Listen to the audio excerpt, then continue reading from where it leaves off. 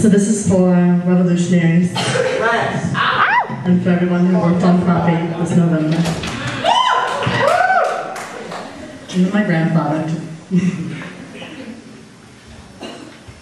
My grandfather and I sit together in the sun.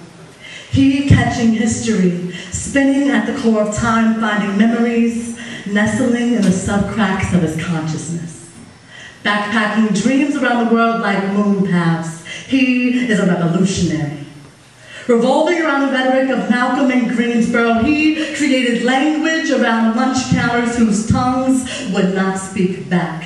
Linoleum reflecting black that was separated from dignity too many generations back.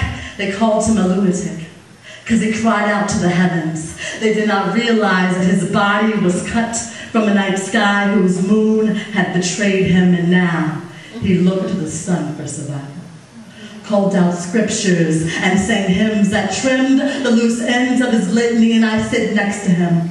My grandfather, who pressed me to learn my history, played the speeches of Malcolm X on a record player which he held next to my bed, said that he wanted me to realize my dreams by any means necessary. And we sit in this home that holds more memories than we have room for. And he's telling me stories about how far we've come as people. Black people who have struggled, and I want to tell him that nowadays I am realizing that the battle between civil rights is not just black and white, and I'm trying to find a balance between what I look like on the outside and how I feel on the inside, Grandpa. I am no longer a little girl daydreaming about revolution, but a woman learning what it means to love. During times like this, when even a kiss can be regulated by legislation, Grandpa, I know we don't agree on this, but please understand that I am fighting for justice, fighting for what I believe to be true, and I have listened to Malcolm and the stories about what happened at Greensboro, and I have studied constellations to find you through stars and moons, but I have never felt more alive than when I was marching down street corners wearing my pride around my shoulders like heartstrings.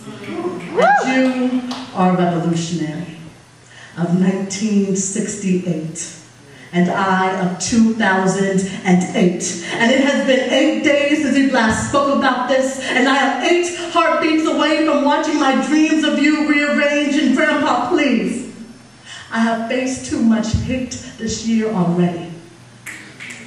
And I want to believe again.